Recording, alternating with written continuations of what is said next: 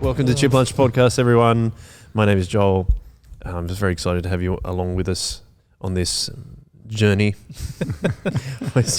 We don't prepare at all for this podcast. Can't you tell? Can you It's pretty tell? obvious, isn't it? Yes, Braden, welcome. Thank you. You weren't on the last one because you were doing 2 college exams on the same day. Yes. Yes, but that's over Yes. for Behind a us. semester anyway. For now. For now. Yeah. Yeah, feeling good? You finished college? Yes, I'm glad to be on holidays. And it's not affecting week away? Yes, yeah. Last week away it clashed with college. This one doesn't. So that's a good feeling. That is good. On holidays for proper. For proper, for real life. Yeah, in real life. You know, that's a Bluey thing, right? They I don't say, know, man. like, instead of for real, they say for real life. Oh, okay. Yeah. Well, look, My we're kids all- started saying to me before I knew it was Bluey, like, what do you keep saying for real life for? And that was why. Welcome our guest. Yeah. Please, Braden, do the honours. Welcome to John. Yeah. Well, thank you very much for your welcome. That's all right. Were you about to welcome us on the Yeah, I podcast? was about to. I like that. Yeah, what my first question? Yeah. My first question for you guys is yeah, thanks for coming on. Thank you. Sometimes Thank you for inviting me. It's great. not a problem at all. It's funny that you were saying that you're feeling a bit nervous. Yeah, a little bit. Yeah, That's yeah. okay Yeah. though. A fair bit. No need to perform. Okay. I'll take care of that. Joel's the performer here. Before the what is it? The court jester, the class clown. That's me. But yeah, welcome aboard the Chip Lunch voyage. Voyage. That's the word I was looking for. The Okay. Chip Lunch Express. Yeah, it's really cool to have you on. So, what was I going to say? We might get interrupted by a phone call. You were saying because you Yes. might get a late call up on a babysitting duty. Yeah. Is that right? Okay, that's fine. Come back and change the pants. Fair enough. So here we are. You changing your pants at all, Braden? We'll see. Okay, Yeah. will depend how the podcast goes. Shall we ask John the first question, Yeah. Braden? John, how do you like your hot chips? Look, hot and salty. I don't like the chicken salt. Yes. It's got to be salt. Plain proper salt. Plain salt. Proper salt. Yeah, That's yeah, it. None of this I chemical like stuff. you, John. You have Thank you. Proper, Yeah, real salt. I know you said you've only listened to a couple of the podcasts, but there is a real battle between me and Braden and Ethan. Battle on would imply that it's actually like fair or something. close. You might It have- is. yeah, it's Sandy close. checked them. It's It's not that reasonably close. Is it actually? Yeah. Oh, So okay. you clearly don't listen to the podcast. Sandy will be upset. It's crazy. Yeah, that's right. Yeah, there's a battle between chip lunch. There's a battle on chip lunch between chicken salt and plain salt on chips. Right. I'm plain salt. Okay, I'm with yep, you. yep. Proper, and then you called it proper salt. I Yeah. think we've ended the argument by calling it Yeah, proper it is salt. proper salt. The Well other, done. The other salt's false. Yes. Any sauce to go with the hot and salty? I mean, again, a barbecue sauce, but I like the vinegar as well. Oh, Yeah. I've had a Yeah. few people say vinegar. Well, going back many years, you had the option. I don't know if you can still have the option of when you order chips, they sprinkle it with the vinegar, and you even had the bottle of vinegar alongside on the counter to. Did you squirt? to- Did you yeah, squirt to extra? it on. Yeah. Does that now? This is a discussion I had with Catherine as well. She said that because she's originally from England, she said that the vinegar in Australia isn't strong enough. Right. She prefers Ooh. English vinegar, which is stronger. Oh, geez, So I know she's you- a connoisseur of vinegar. That seems an odd thing to say, doesn't it? Vinegar. But my question also was: does it make the people that like vinegar? I asked them, does it make their chips soggy? If you put too much on it, Right. Okay. but no, it's just enough to flavour it. Yeah. But so yeah, I'm not sure if you can have that option now of doing it yourself. You used to, like in the old fish and chip shops, and used to, because they used to put it out on the counter, and they used to wrap it up in paper, like a white butcher paper. Yeah. Yep. Yeah. I remember that. Yep. Oh, yeah, well, A little bit. I'm a little bit older than Braden. yeah. And then they'd give it to you in like a bit of a roll, and you'd break open the top and you'd put your hands in there Yeah. and dig it out. Because that would keep it nice and warm too, right? Yeah. Yeah, that's not bad. Maybe I'm thinking of, you call it butcher's paper. Like I remember when you used to go to the butcher and they used to wrap all the meat up in the paper. Yeah, But that doesn't happen anymore, no, does it? No. What is this country coming to? Gone to the dogs. This country's gone to the docks. Any particular place, John, that you like to get your chips from? I used to be years ago. I used to grow up in Cronulla, and it was on opposite the Cronulla Golf Course. There was it still is. There's a I know a corner store at the roundabout. Yeah, Yep. yeah, at the roundabout. So we used to. So my grandmother used to live diagonally opposite that that shop, and so we'd go over after visiting her or after a surf or something, and get the hot chips there. But then it's just when we moved up to Gymea, there's a place called K&M. Yeah. There's still a fish and chip shop there, but it's not K&M. I don't know what it's called now. That K&M gets a lot of mentions on this podcast. Yeah, I think it was pretty popular. Yeah, we used to actually ring up when I took the boys swimming lessons at Sutherland. I'd ring up and order my chips, and so I'd get them on the way back. Yeah. That was Fee was saying for Brekkie Club that they would know they were coming early-ish on a Sunday morning and basically have the fryer on for them ready to go to cook them nice and fresh for them, which is really cool. Sounds like they've good business there. Yeah. Yeah, right. Any particular memory associated with hot chips? So you did actually mention your grandma, so that probably makes sense. Yeah, but, is there a particular time you can think of? It's only like in my adolescence, especially after, as I think I mentioned, after a surf, you get cold and come back and get some hot chips. Or hot chips when you're cold after a swim or a surf. That makes a lot of sense. Yeah, it does. So, it was good. Yeah, and you're just hanging there with your mates, yelling at each other, eating hot chips. That sounds good. All right, second question, John. Second main question, because I've already asked a few questions. How did you become a Christian? Yeah, look, I didn't become a Christian until I was about 22. It's probably it was a journey where it was earlier than that I didn't know, I didn't realise. So I was good friends with two others. So the three of us did everything together. We surfed together. We right from the moment of going to high school, we did everything. We surfed because we all grew up in Cronulla area in that Allura Wanda area. So we surfed before school, we surfed after school. Wow. One of the guys there was a very committed Christian, and we used to just jovially pay out on him, just being friends, But so my Christian belief then was very, very limited, very poor. My mum and dad would go to church a bit. But they wouldn't say they were very committed. So my memory of Dave, which was a committed Christian, was he was very stoic in his faith, which really had an impact on me amongst all the heckling. So then when we left school, he went to Bible college at Croydon. Then he became a minister down at Ulladulla on the south coast. So it was perfect for him because he loved his surfing.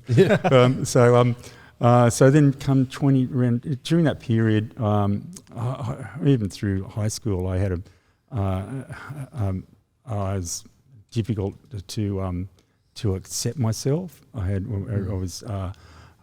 a very low self-esteem. I had friends, apart from the other two guys that I was very friendly with, my best friends. I had another group, like a wide range of friends, but nevertheless, I had a very low self-esteem. I wish I'd been somebody else all the time, or I hated mirrors. I hated the look of myself. There's nothing that attracted me about myself. So when it got to 22, I was quite depressed, and of course I was losing my hair this time as well. And if you can imagine, in the 70s, hair for a 20-year-old was everything. And so then I found it really hard. So I went to fell into a fair bit of depression. So I tried TM, which is Transcendental Meditation. And I fell asleep in those sessions. But it was enough to scare me because a friend of mine that got me into it, and my brother got me into it. They both had very real and frightening experiences, which brought me to a realisation there is a spirit world, and one of them never went back. Pardon me. So then I got thinking also. I loved when I was at school. I loved the geography, and I loved just the thinking about this world and how the Goldilocks principle. Where everything is just right, just perfect. The sun is. I'm talking about miles now. I've got to remember it only in miles, but 93 million miles away from the Earth. The moon was 256,000 miles away from the Earth. We've got a circumference of like 26,000 miles, and everything was just perfect. We're on a 23.5 degree tilt. We've got a day of 23 hours, 56 minutes, 49 seconds or something. Everything's just perfect. It's just we're just, and so I just that coupled with my depression, I'm going, and then coupled with my good friend Dave, that was a Christian. I go, I've got to I've got to learn a little bit more about God, about well, that was the first time I kind of had a realisation there could be a God, and so my brother. He became a Christian not long before that. My starting to think about spiritual matters and if there is a God. I had a good chat with my friend Dave at Croydon Bible College, and while he's about his third or fourth year, and I had a really good chat with him. And I think he's a bit surprised to hear what about my newfound belief. And so then my brother was going to St Luke's Miranda, and so he said, "Look, why don't you come along?" I said, "Yeah, okay, I'll come along." And I started to get some good teaching and some good knowledge, and started to read the Bible and and I go, I've got to get to know this God a bit more. And so I started to. So I don't know the exact transition from non-Christian to Christian, but I was probably around the 22, 23 mark. So there was a time when, and I was still probably suffering from very low self-esteem, and I was still, really wanting help. So there was a period where when I was living at home down at Cronulla. There's these huge sandhills in Wanda. Now I know if you go down there now, it's hard to imagine these sandhills as being absolutely massive, but they were really, really big, and I knew them pretty well, because we used to always ride our motocross bikes there all around there, and it's like our playground. When the surf was no good, we'd ride our motocross bikes around there, all over the sandhills. Yeah. So I knew them pretty well. So I got to there was. A period where fairly regularly I'd wait till it was dark and it'd be winter or autumn or spring. I don't think I did it in summer. It was too late to get dark. But it was when it was dark. When I say dark, pitch black, and the more the tempest, as in strong wind and rain, the better. Because I'd leave home and I'd park the car at Wanda and I'd run up the beach, up to the sandhills. And I'd go to the very top of the sandhill in the strong wind and the rain and the dark and the pitch black, and I'd just scream to God.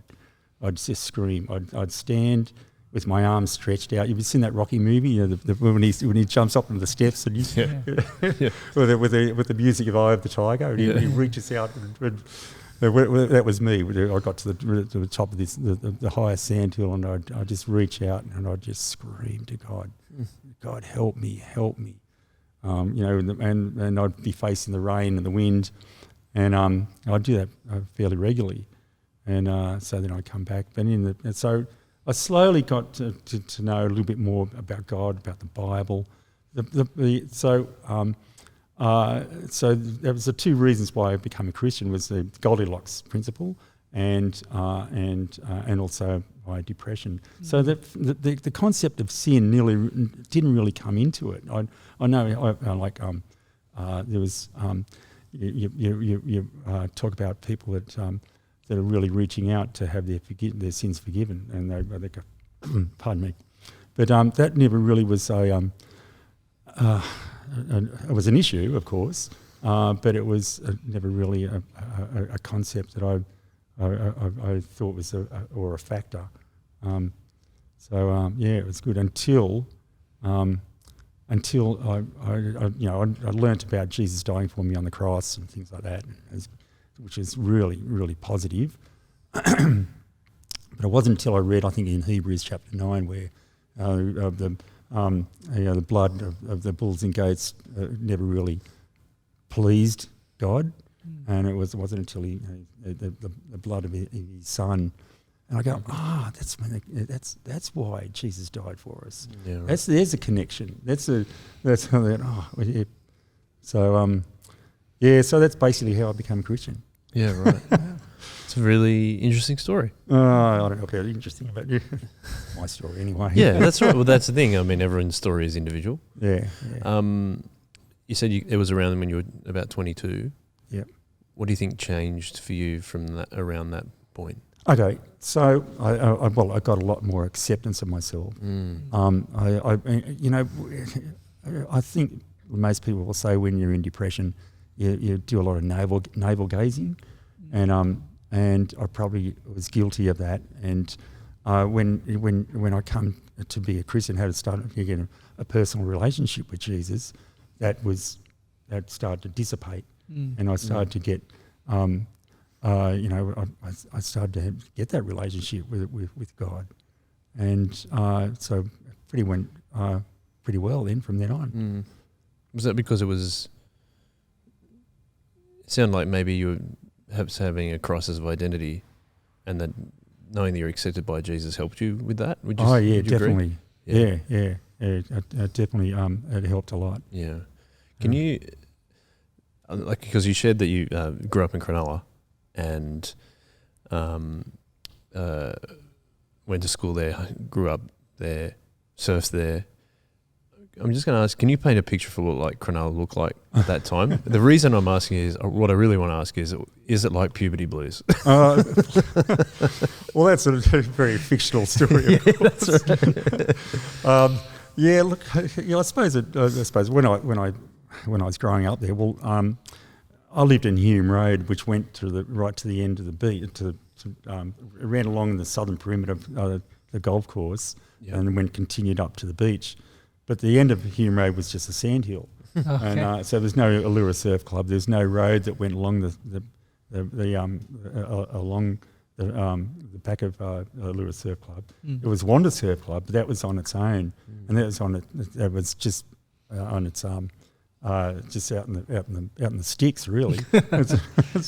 But for culture-wise, we had issues with the bodgies and skinheads, and there were gangster surfies and stuff like that. Yeah, so there was a bit of a clash there with some of the hoodlums, but I never got involved with that.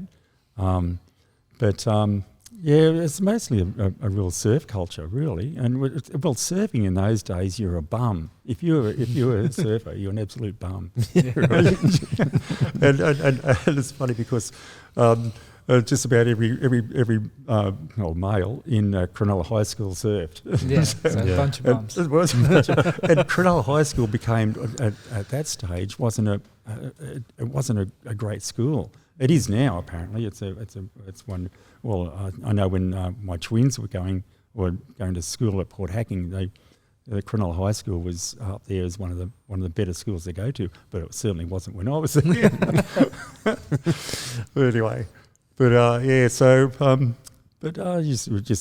we didn't have the distractions of electronic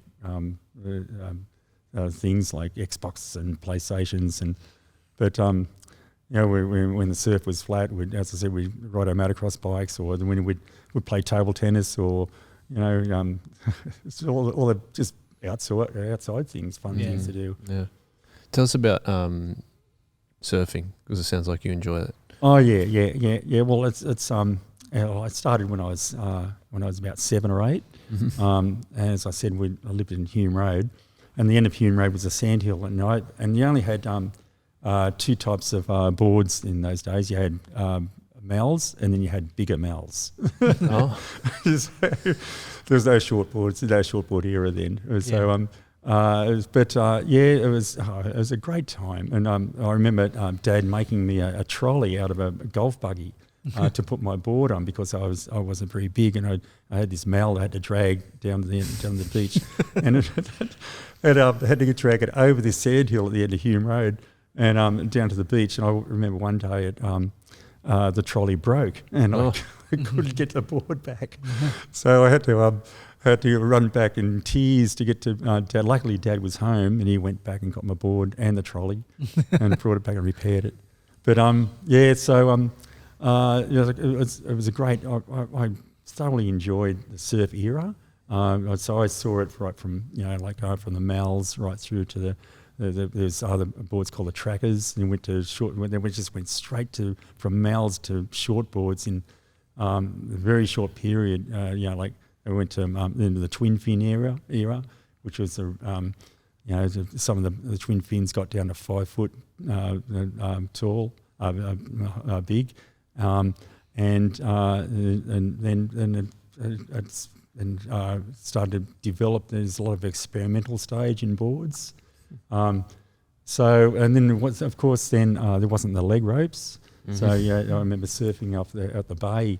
And you'd lose my board and you'd swim. You wouldn't know where it was. There's times where I remember surfing late at night not late at night, but late in the afternoon, coming into night, and I lost my board and at Wanda, and I couldn't find it. And it's, lucky I found it washed up the beach somewhere, but that was all before the leg ropes. And then when they came in, everyone's going, you girl, what are you doing? Like, you just don't want to lose your board. That's the only reason, right? So we because we made our own boards as well. So in the back of my dad's garage, which I don't think he is very fond of. It's all the dust and stuff. It was terrible. Especially when you're sanding all the fiberglass, you get all the itchies. So we make our own leg ropes out of cord and fishing line. Fishing line? Jeez. It was radical. We wanted to keep it just a lot of flexibility, and there was handkerchiefs tied around our ankles. And it was a good era. Yeah. But there's a lot of experimental era in the surfboards. It was great. It was a great era to be in, actually. And then, of course, Simon Anderson brought in the thruster, I think in the mid-90s or late 80s. What's that? Sorry, I don't know what the thruster is. It's a 3-fin. 3-fin board. 3-fin, and it's revolutionised surfboard design. Really? To this day, you won't find a new board without it being a thruster with the 3 fins. Oh, you do. It's experimental ones with not experimental. You can get 5 fins, or you can get the twin fins as well. But basically, I'd say probably a good 80% of the boards now I've got the Simon Anderson design of the 3 fins. Do you still surf now? Yeah, I've always carried on right through. It was a major part of been a major part of my life. But I just recently I've got some old shoulder issues, so it's restricting me probably from paddling too much. Yeah, right. But I was blessed in having a good job as well at the refinery at Kurnell for many years, and so I worked shift work for many of those years, and so I throw the board in for when I was on day shift and get a surf either before or after the shift, and then same with afternoon shift. Brandon, I saw you nodding a lot to all the surfboard chat, which I didn't understand all of it. Is that because you understand surfboards as well? I have friends that are very into surfboards. I've there never you go. been. I don't know. I think if you didn't grow up near the beach, like I was like near the beach, like it's funny how you talk about near the beach in the Sutherland Shire. Like grew up in Gymea. It's like 20 minutes away from the beach, but like 20 minutes is a long way from- if you're not that. Like it's not something I grew up doing, so therefore I think it's something that's it's hard. Like it's hard to do and it's hard to get into. So like the idea of catching the train to then go to the beach and then surf and then catch the train back was not my jam. But I have my cousins are very, very avid surfers. But I remember they lived closer to the beach than I did. Yeah, I remember people, because I grew up in Burraneer, and I had people at school there, and then also high school. They'd get up really early, catch the train at like 5:30 in the morning. I'm like, what are you doing? Surely you can go at a different time. But then obviously that's where when the good surf is. Well, it's interesting that like you mentioned Cronulla High getting labelled as like Bums. And it's like it's so funny because like the surfing image has this bum thing attached to it, but it's also like it's heaps of discipline to get up early and get cold and wet and just hope that you're going to get a good wave. Yeah. It's a crazy like dichotomy. Well, it came about because you get the bums that wouldn't go to when I say bums, they're unemployed and just live for the beach and do nothing but surf. They put probably a bad example on a lot of us. So but yeah. Do you think surfing's taught you any big lessons in your life? To breathe. Take a big breath before. Don't. I don't know about that. I suppose to value what God's given us. And it's I just love being in the water, and I call it Dr. Pacific if there's something that's I've got some ailment or I've got to go for a surf. I get a bit angsty, if I haven't been for a surf for a week or something. You go the water. But obviously, it really relaxes you. It does. But if it's big, it doesn't. Right, it fires you up. I'd be worried catching big waves. Yeah, but it is a lot of fun. Yeah. No, I can tell from your passion. You really enjoy doing it. And Joanne, my wife, when I met her, she was into surfing as well, so she became my surf buddy. That's pretty cool. So that was good. Yeah. So what was it like? I mean, we've heard a bit about growing up in Cronulla, but what was your family like? Obviously, growing up on Hume Road, I was just looking it up on the map. It's very close to the beach, isn't it? Yeah, it is. Like, given that you're saying that the surf club is there now. Oh, the Allura Surf Club. Yeah, but it was just the end of that road was just sandhills. Sandhills straight to the beach. Yep. Wow, that's pretty cool. Yeah, but that's a long time. That's a bit different now, isn't it? A little bit. Just a bit. I don't know if you still got the map there, but my cousin had a house. They lived on a house on the very northern part of Wanda. Yeah, it's on Bait Bay Road, up the hill. Now, opposite that is Shearwater Estate. Yep. So you go up the hill, you go past Cronulla High School, up the hill on Bait Bay Road, and you get the very top of that road. And that's where it ended. The road ended there, and my cousin had a house that, or my uncle rather, had a house right on the end of that. It was right on the corner of Berry Street and Bait Bay Road, and that's where it ended. That's where the streets ended. And we used to love going to his place because his back balcony would just go straight onto the sandhills. He'd just step off his balcony onto sand, and then we'd walk across with our sand skis. And because, as I said, we had those really big sandhills, and we'd make sand skis out of floorboards and floor wax. We'd sit we had a ball skiing down these huge sandhills on sand skis. So they're just floorboards. Yeah, but it was probably about 4 foot tall, 4 or 5 foot tall, big, and they weren't that big, probably about that wide. and you'd make a pretty basic seat for it, and a strap at the front, and a bit of a pointed nose. And the idea is you sit back on it, and you put one foot on the strap and lift it up, and you go go down. It's like the sand version of a billy cart. Almost. Yeah, exactly. yeah. That's just the problem was you had to climb back up the sand. And drag it back up with you. Yeah, that sounds like a lot of fun. Yeah, I'm guessing you would have got sunburned a few times then. You're spending a lot of time in the sand. Sunburn in those days, in my days, is if you went to the pub or you went to school or something with your sunburnt face, it was like a badge of honour. That's cool. Yeah. Oh, you've been out in the surf. I never wore pink zinc, and I'm probably actually. I've just got a skin cancer cut out the other day, probably because me not wearing pink zinc.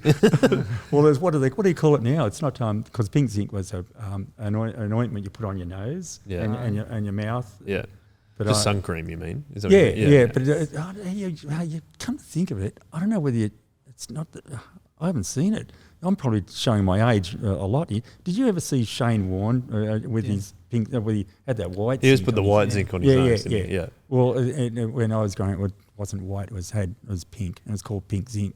Right. But you never, if you were a true surfer, you never wore that. Never putting that on. You put masking tape on your nose before you put anything else on your nose. And they're like, look at this cool guy with masking tape. Yeah, right. So what was it like in school? You went to, what primary school did you go to then? Woolooware Primary. Woolooware Primary. Yeah. Got it.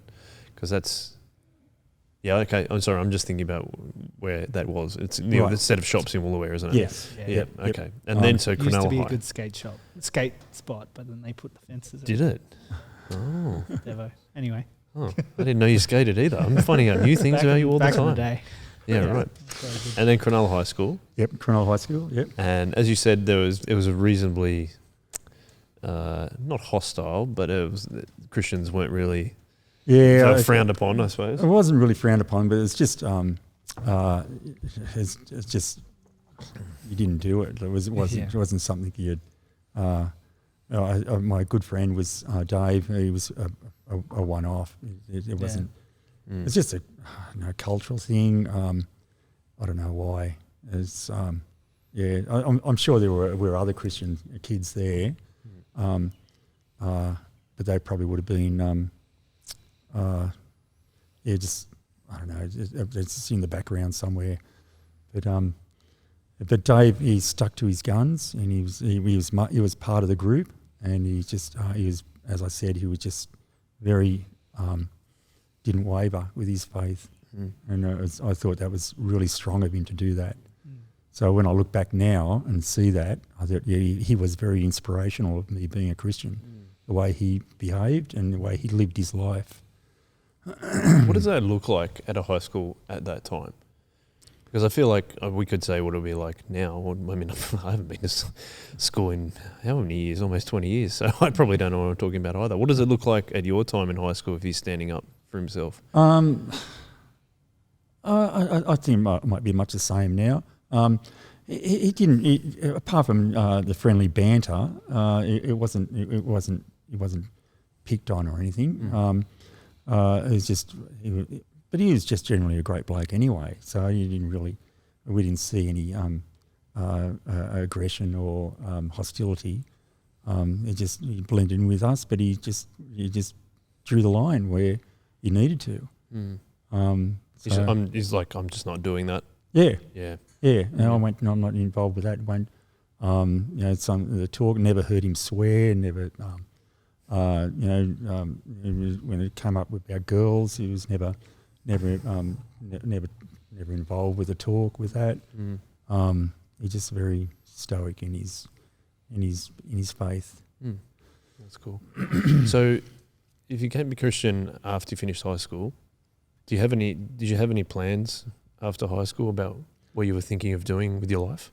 No, because not really. In that era, I was if you did well in your HSC, which I did, surprisingly, I was granted, and I was a fool. As I said, I was very happy to just go to the beach all the time. But I don't know. I got a good result, and I matriculated to University of New South Wales with a teacher's scholarship. It was an automatic scholarship. Wow. So I thought, I'm getting paid. I'm actually getting, because I got paid to go to uni then, and you got paid with your books. You got paid to do this. You got paid. I thought, this is great. I'm going to the beach all the time. I'm a professional surfer. So you're on a surfing scholarship. Yeah. So as it turned out, I did very poorly in my half yearly exam. I remember come August or September, I got called into one of the dean's offices and they said, look, you're not doing very well. You either get out now with a clean slate, or you go to your first year exams. If you fail, we want everything back. And I go, well, that's it. That's what, okay, I'm out of here.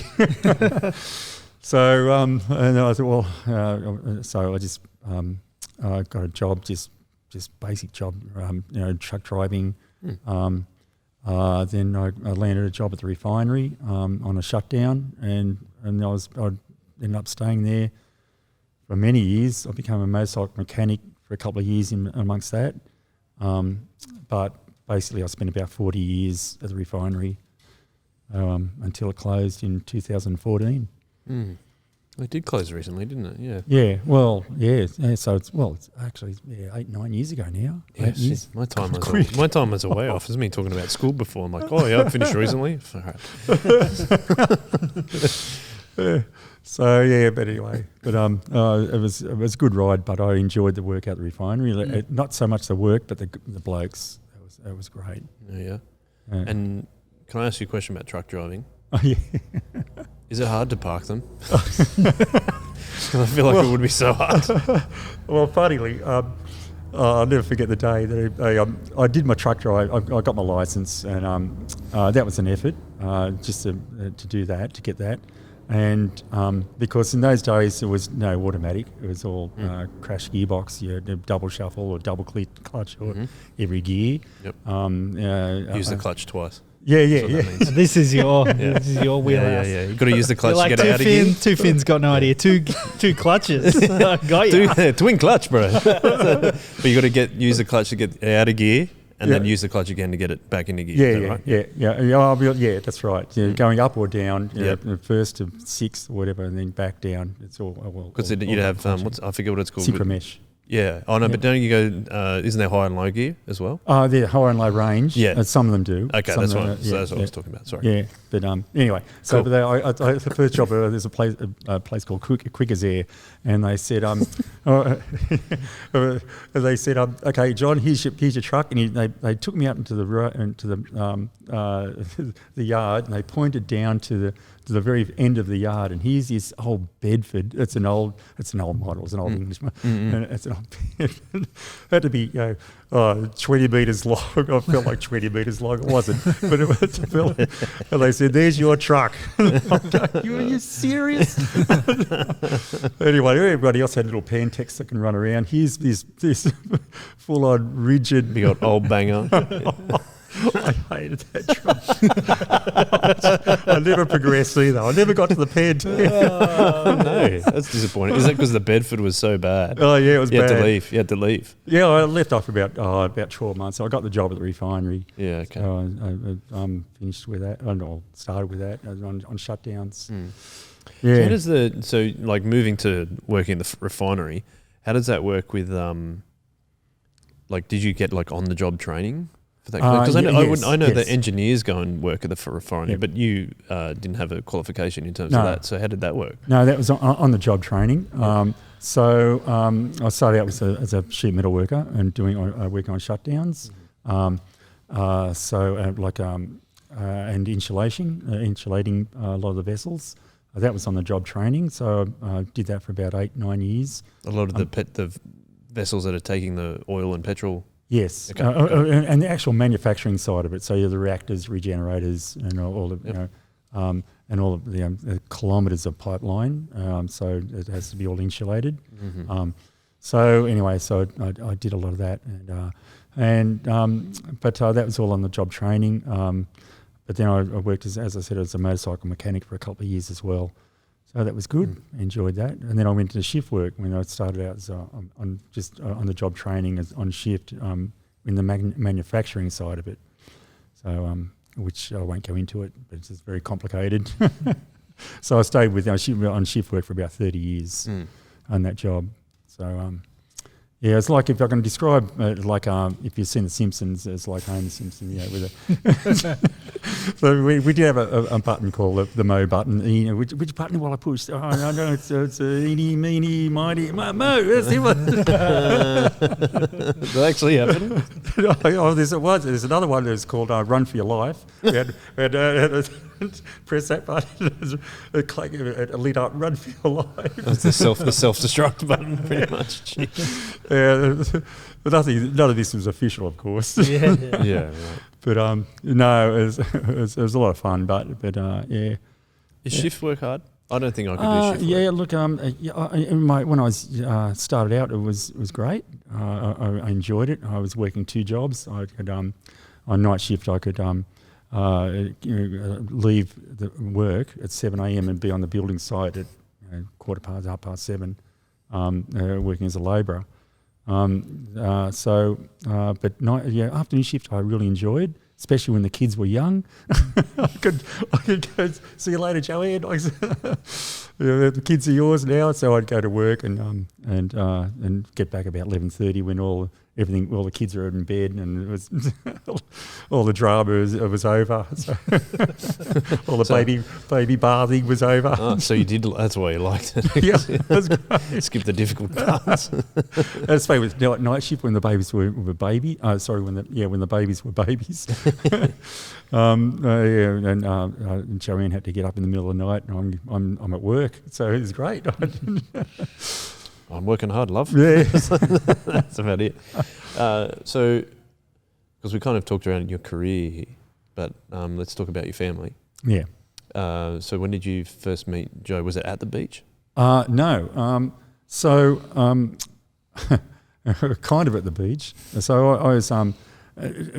My job working shutdowns was really good because I only had to work about 8-9 months of the year, and then the other months where I could do whatever I liked.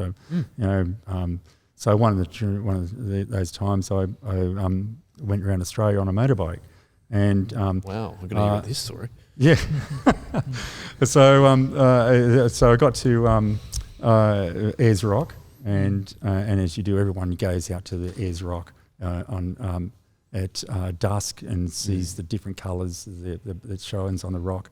So I was there and pulled up, and here's this 4-wheel drive with surfboards on top. I go, you're joking? What's this? Who's surfing out here? Yeah. I know you're keen of the beach, but this is ridiculous. But anyway, so I got to it, and I'll never forget. You know how some pictures stick in your mind, and I see Joanne up the top of this 4-wheel drive. And here she is. I thought, who's this 13-year-old girl?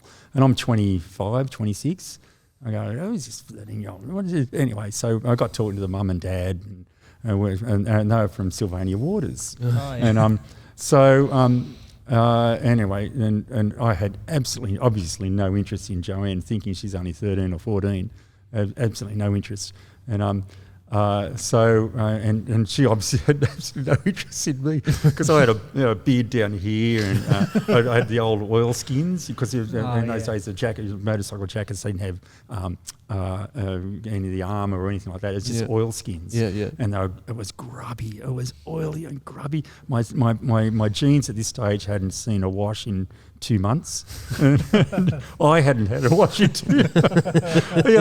I was a real honey, wasn't I? Anyway, so anyway, we got chatting. I think I might have had dinner with them that night, and then, but when you're at Ayers Rock, you either go north or south. Yeah. So I said goodbye, and they. But we kept on bumping into each other. I went north that Saturday, so we bumped into each other all the way around to Broome. And they kept on asking me to have dinner. I go, no, I've got my own what, chop or something like that.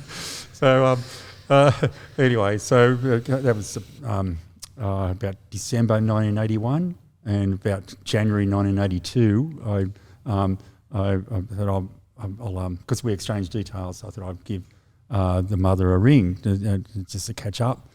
And so I knocked on the door in about January or February of that next year, and they didn't recognise me because I was clean shaven. I had actually clean clothes.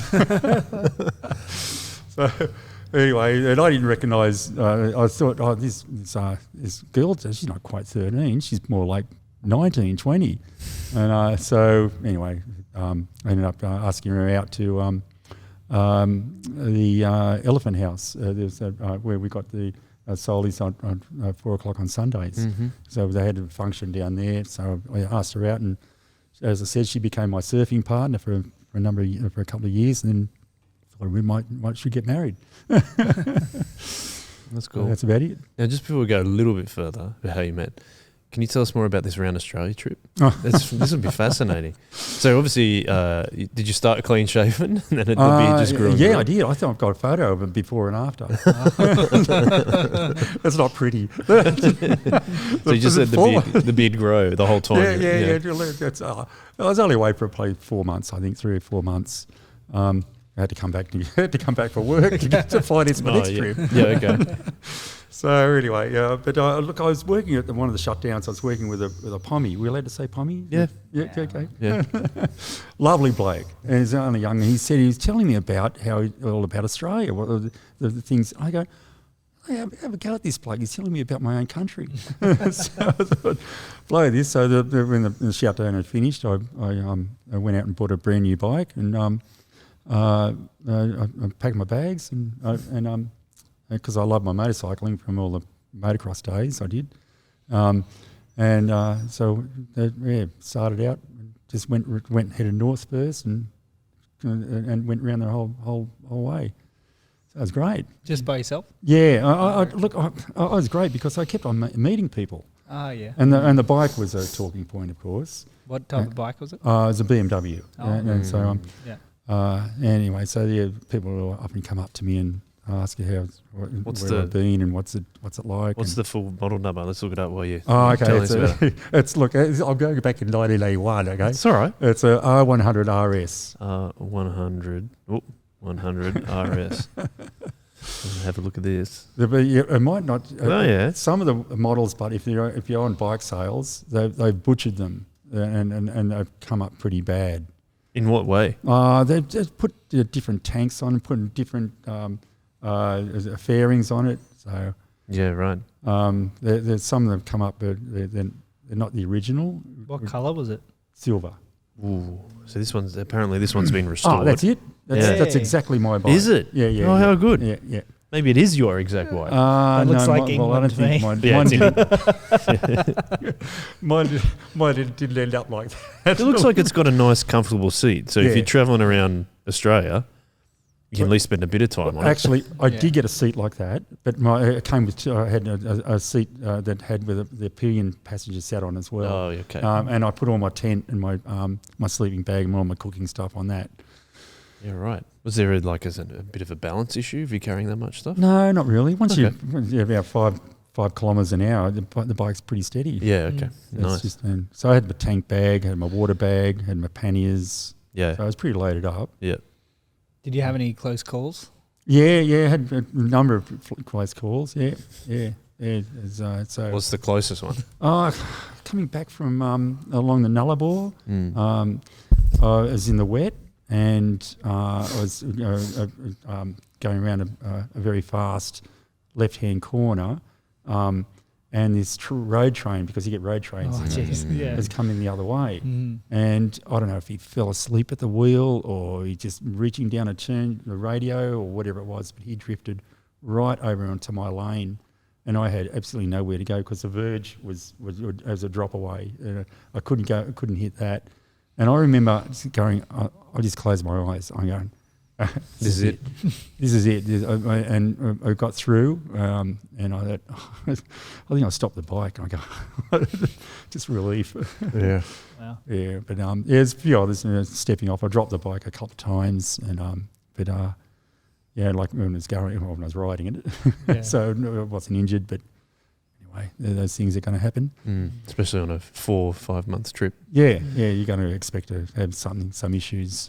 What's the best experience and the worst experience from that trip that you can remember?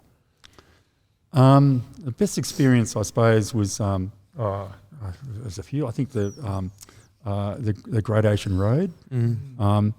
That was great. That was great. Yeah. That was really. I did that actually. I was so impressed with it. I did it, and I got to think I got to Swansea or whatever. And then turned around and did it again. Yeah, right. And then I had to do it again. Got to come back. Yep. Yeah. So that was one of the highlights. I suppose the Atherton Tablelands up in behind Cairns. That was an amazing experience. All rainforest. I was going to be only there for just a stopover for lunch. Really, ended up staying there for 3 or 4 days. Okay. Just loved it. I think all around the Northern Territory as well. There's a lot of great areas around there. Did you go with a plan, or you just like I'm just going around Australia? Just go. Wow. I feel like that's a very 80s thing to do. Well, I compared to my life. I read a book, a bloke that did that, that went around the world just like that on an old Triumph. Yep. And I've always think, I would love to do that. Just go. Yeah. Yeah. What about worst? What was the worst experience? The close calls or something Yeah, that else? probably would have been the worst. Yeah. You get really bad weather as well. You've got to expect that. Yeah. And just long rides, just straight roads. There was a road up in there's a dirt road. It's not. It's they've tarred it now between a place called Halls Creek and Fitzroy Crossing up in the between Northern Territory and Western Australia, right at the top. It was 300 kilometres of dirt, and I remember hitting something on the bike, and I thought, oh no, I've put a hole in the sump. Going, that would be the worst case scenario. If you're that far away from anything. Yeah, you're just in the middle of nowhere. No one is around. So I stopped the bike, and I remember, I'll never forget, I stopped the bike, and I took my helmet off. I'm looking around, going, oh, this is like a lunar landscape, and I'm on the moon. Like there's nothing. There was dead quiet. It's eerie. There's just nothing. I'm going, I could be stuck here. I don't know what. So, but anyway, I got the bike going, and it's all good. But that was probably a good and bad experience. In all of that, like, did you grow closer to God at that time? Yeah. Look, I was a Christian then, and I remember singing songs. Of course, I was new at kind of newish at St Luke's, and there's a few songs I remember singing while I was riding along, and so I can't remember it now, but yeah, but so I did. I was quite close. I had a personal relationship with Jesus then, so it was good. Yeah, right. So let's return back to your family, because we started talking about that. So you and Joe got married. Yeah. Did you go on another round Australia trip for your honeymoon, or no? Oh, you were doing around the world. Our honeymoon was very basic. We had a week at Coffs Harbour in this 2-star hotel. Then we spent a week at the back beach of Crescent Head in a tent. Yep. So that was our honeymoon. Oh. Well, we'd bought a house in Gymea then, and so we were scratching around for any kind of cash we could get. So our honeymoon was very basic. Yeah. Okay. And the decision to move to Gymea was just to have a house? Yeah. I'm sure you would have been keen to stay closer to the beach. Yeah, well, that was a little bit out of our price range. So at the time, it was houses we bought our house for $79,500. Huh? What? You can't get any kind of a car. Can't get an outhouse for that anymore. But I know that's ridiculous. But But the houses that I would have liked to got were around the $90,000 at Woolaware and around Cronulla and that. So there was it was out of our price range. Yeah. So, but then again, see, when we bought that, I was on a wage of $150 a week. Yeah. Working as a motorbike mechanic. Yeah. So it was pretty low.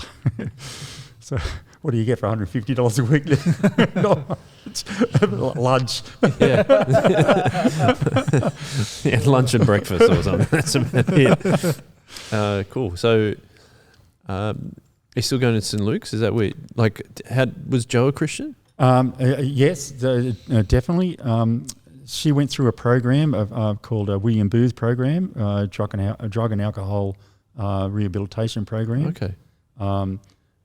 She spent 6 months at Sealer Farm, just up on the Central Coast, and then she came back and got involved with St. Mark's with her family, mum and dad,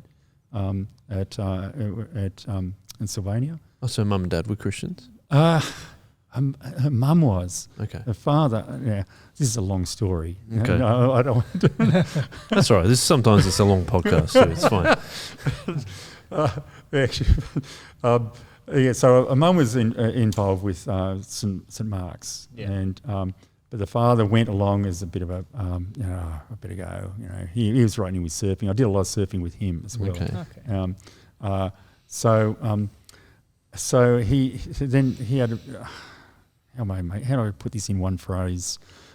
He had an incredible encounter with God, and in a Pentecostal church, a Christian City Church, which I think they call it C3 now, over at Maroubra. Oh, okay. So then he went from very like a weak Christian to went to the other way. He just went full on. So it was great. We had to cut a very long story short, they joined Christian City Church, and then they formed a house church at Sylvania, in their house at Sylvania Waters, and they had house meetings on Tuesday nights where they'd be getting 70 people along. So it was a real era of growth in that period, that Christian growth there. So Joanne was a part of it. I became a part of it as well. I left St. Luke's, and I actually briefly joined St. Mark's when we got married, because I thought I wanted to be with her family.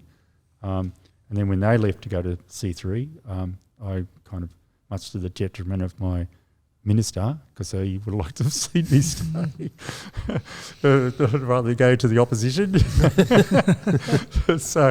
So we joined a C3 church and went there for a number of years. And then, so how did? Because I think I first met you at Gymea Anglican. Yep. Is that right? How did you end up going to Gymea? Okay, so this is another long story. I'm going to try and cut very short. No, that's all right. You don't need to cut it totally short. This is medium length. So we with the C3 church, we had an outreach church at Engadine. After a number of years, that collapsed. We just couldn't pay the rent, so ended up going to.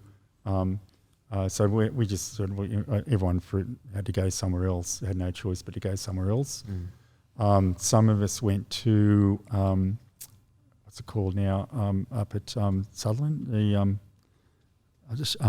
Shire Church. It's now Horizon. Shire Live, and then it became Horizon. Yeah, that's right. That's right. I briefly went there. I really didn't like it. I know it's horses for courses. I'm not criticising it. I'm not pulling them down. It is horses for courses. I've always, cut my teeth as a Christian in the Anglican church, so that was just a little bit much for me. What they would. So anyway, I thought, well, I've lived in Gymea. I want to try and support my local church. Joanne was in hospital at this stage for 11 months. I made the decision to go to Gymea Anglican. So I took the twins and Aaron to Gymea Anglican. So they went through the youth program with Stewie and Matt. because Aaron, your youngest son, was the year above the year that I led, Right. I believe. Okay. Yep. So that was where I kind of first encountered your family. Yes. Yeah. But you mentioned that Joe was in hospital for 11 months. Do you want to tell us about that? So Joanne, Joanne's in a wheelchair. She, in 1999, she came down with a virus in her back, and became it severed the myelin sheath. The myelin sheath that surrounds the spinal cord. It swelled the disc and ate away the myelin sheath, exposing the nerves. Wow. And then it was around the T8 area, and ate away the nerves, and then she became a paraplegic through it. So she was in hospital for 11 months, trying to figure out what they can do for her. Yep. They didn't know what it was at first. And it took 2 years to find out what the problem was. Wow. So she got a lot of criticism, saying there's nothing wrong with you. It's unbelievable, really. Out. Oh, it's shocking. They had psychologists coming up to me saying there's something wrong with your marriage. Why is she like she can get up? Okay, she can't get up. Yeah. So it wasn't until 2 years later we finally went to a professor in St Vincent's Hospital, and he said, "I know exactly what you've got. It's called transverse myelitis, and it's a breaking of the myelin sheath, exposing the nerves and breaking them." So we went, phew, finally. But then we go, oh no. So is there going to be any improvement? And he goes, no. That's it. You'll be like this. His belief it'll be like this for your life. So Joanne's trying to show him he's wrong, but and slowly she is getting some kind of movement back, but not enough to weight bear. Yeah. Yeah. So that was her story. It must have been a really difficult time. It was a difficult time because I was working shift work. The boys were young. It was very difficult. Yeah. So we had some help. Joanne's mum and dad were good. They came down and helped when they could because they were living up at Nelson Bay. So I had friends come around to take them to school or bring us around a meal every now and again. So I became, and then we had soccer training, swimming training, so soccer all through shift work. Shift work was a blessing and a curse because some days were great, I could do everything. Other days I go, what am I going to do? Night shift was terrible because I got very little sleep. Yeah. So anyway, then you have to back up the next day. Yeah. So anyway, we got through it all. So can I ask? What impact did it have on your faith? I've always been a strong Christian, and same with Joanne. So she's always, and it's, there's a quote in Forrest Gump, and I don't know if you've seen the movie when he's running across America, and he treads on something, and it treads on a dog. On the dog poo. He says, "Oh, what do you think about something?" Like, he says, "Well, I can't really say, but something happens, SHID. Well, that's probably he's summed up life, And it's I know it's summing it up pretty basically, but it's some things in life it's unavoidable or it just happens. You just got to deal with it, and you deal with it the best you can. So my faith never wavered.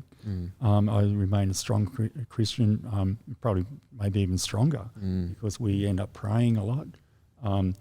Joanne, she never blamed God or anything. She goes, well, this is terrible, but I've got to get on with it. We prayed and so, I've got to take my hat off for her. She stayed very strong in the faith. Which she could have easily gone, why God? Why are you doing this? And of course there's questions like that, but why? But you just got to move on. So, yeah. Did they ever find out what the cause of the infection was? No. Joanne thinks that it was because there was a spider in our. She thinks that I had a dream of a spider in our bed. I jumped all over her back. No, but that wasn't the case. Well, I think it was the case anyway. But yeah, no, they're never really. It's a virus. A virus can settle anywhere, and just happened to settle in with her. She was. Why they didn't pick it up is because it's a 1 in a 2 million chance that and people that got transverse. We researched it. A lot of people who got transverse myelitis are able to walk, and it's just that hers was it's enough to eat through the myelin sheath, and yeah, okay. That was. Well, thank you for sharing that. Yeah, because it must be tough to even remember it now, and it still lives with you to this day. So it's got to be difficult. Oh, it is. It is difficult. And look, Joanne gets on with it. She's and of course she's gets down about it. Yeah, it's no escaping of that. Yeah.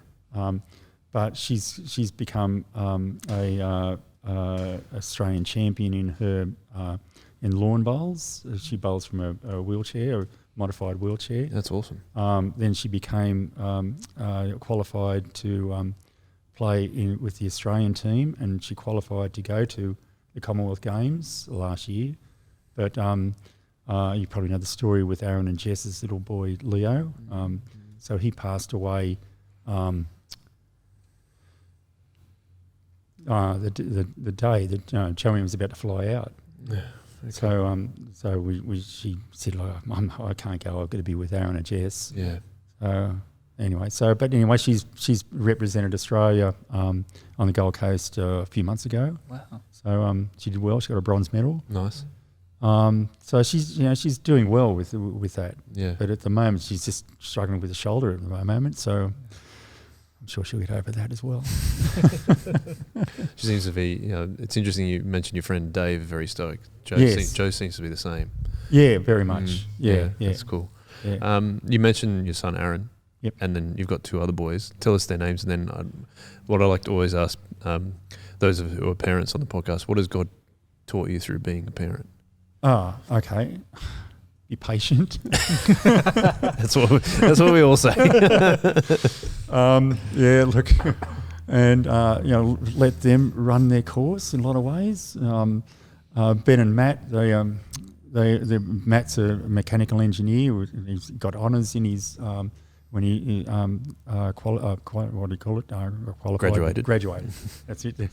Graduated. And then he was doing his masters as well. So he's done very well with any.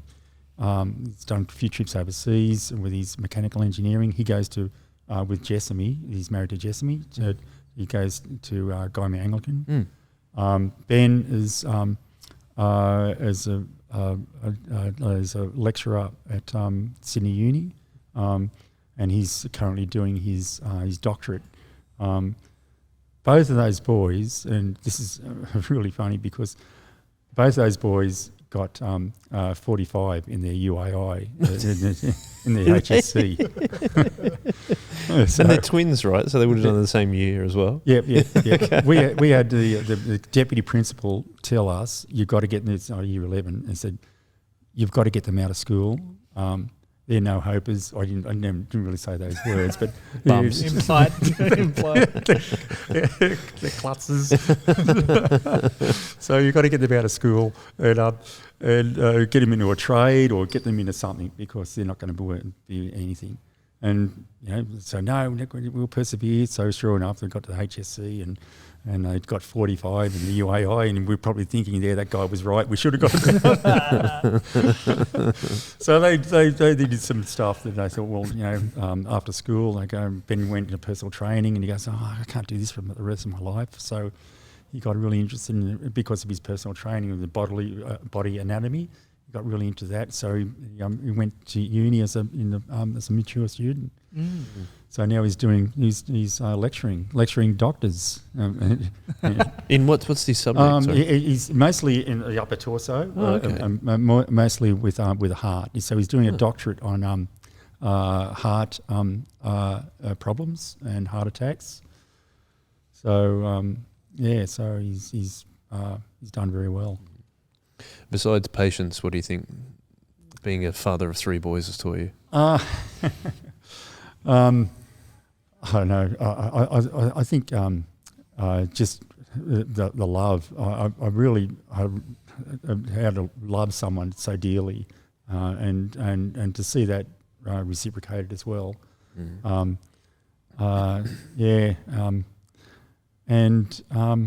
to see them grow into something they want to do, and to see them. Well, Ben's a Christian as well. Just to see them. Maintain the faith, even though when they got to 16, they got confirmed with Reg Piper and they ran out of the building after that, and that was it for a few years. But then Matt, both of them virtually thought, no, I started to come back and Matt ended up going to SMBC and did a diploma. I didn't quite finish his diploma. So yeah. That's cool. Going towards the end of the podcast, yep. End of our time, and there's a question that we always ask at the end, which is, what do you know now as an older Christian that you wish your younger Christian self knew? Yeah, righto. Okay. So that I think there's a verse in Joshua that it says, God will never leave you or forsake you. And that's, because we've been through some hard times as well. You have. And me personally as well. So he'll never leave you or forsake you. And as in the passage, in Romans chapter 8, death nor life nor height nor depth will ever stop God from loving you. That's, I suppose, if I was to tell my younger self something like that, to stay focused, and also I think after what I've all said, the prayers don't always get answered the way you'd like to be answered. I think they rarely are, right? But he does answer them, but then rarely the way you want them. Yeah. I think also to not to get yourself into a situation or things that compromise your faith, to avoid them at all costs. So, it's I've been my life. There's been times when you think, I could compromise my faith here, and just got to keep away from it, and it's as Paul says, to be in the world but not of the world, and that's good to know. Yeah, and of course my sin. Of course, where do we start with that? It's great that what is it doing? Psalm 103. The sins of God casts the sins as far from east to west, and that's a great passage to know. I was probably aware there's a lot of things we could probably tell my younger self, just to probably not take myself too seriously, and not to strive to be someone I'm not. That's we're not all David Livingstons or Hudson Taylors or those guys or Billy Grahams. We're all, God's going to use us no matter where and what we do. Also uses in our failings as well. I think. Definitely. Yeah. Definitely in our failings. Yeah. Yeah. I can't agree with more than that. Well, I think it's been a real pleasure having you on the podcast. Oh, it's been a pleasure. I didn't think you'd ask me so many questions. We have that effect on people. I learned about something about myself I didn't know. There's things I go, I do remember that. I haven't remembered that for years. That happened. Yeah, that happened when I did mine. as well. It was the same thing. I was like, oh, actually this happened. Oh yeah. Oh, now, like It's brought back memories Yeah. I've forgotten about. yeah, it's really interesting. But I think like what I've learnt from you, and especially for like you speaking about the number of things you have been through some tough times. And I think there's no shying away from that from you, which I really appreciate. But it's also just persevering. And I think I think this is like one of the reasons why we favour, like we like intergenerationality so much at this church, is because hearing stories like yours when we're younger than you, but stories that we need to hear because they help us persevere with the things that we're going through. Like some of the things that you've spoken about, I've never experienced them. Yeah. And I may not, but to know that you can experience things that are that hard, but can still, you said you came out of, for example, the situation that Joe had to go through with a stronger faith. I think that's really, really important to hear that. So that's why it was actually Braden's idea to have you on the podcast, because he said like you're going to have lots of good stories and lots of helpful things for all of us to hear though. And I think it's been, like I said, an absolute pleasure having you on the podcast. There's an extremely noisy bird on the roof at the moment. If you're wondering what that noise is and can hear it, it actually sounds like a person. Braden, any other final words before we wrap up the podcast? Oh, just thank you so much, John, for coming on and being open and really cool. I love getting to chat to someone that I haven't necessarily chatted too much. Yeah, well, I've got to get to know you guys. Yeah, Joel's done a podcast. I haven't got there. You had 2 hours. Actually, every podcast is about Joel, isn't it? That's what we say every week. Always try to make it about me, but it's usually often the guest gets too good. We'll have to get you to interview me. Yeah, that would be interesting. Stop you guys from laughing at each other. Yeah, exactly. It's just so easy to laugh at. Yeah, speak for yourself, man. We love each other. Yeah, thank you. It's been really, really special, really enjoyable. So thank you very much, John. Thank you. Thanks for inviting me on. No, it's a pleasure. We always finish with a one-way, though. So if you're very happy to join us with a one-way to finish off the podcast. Oh, with the finger? Yeah, absolutely. Get the finger nice and high. Ready? Okay. One way.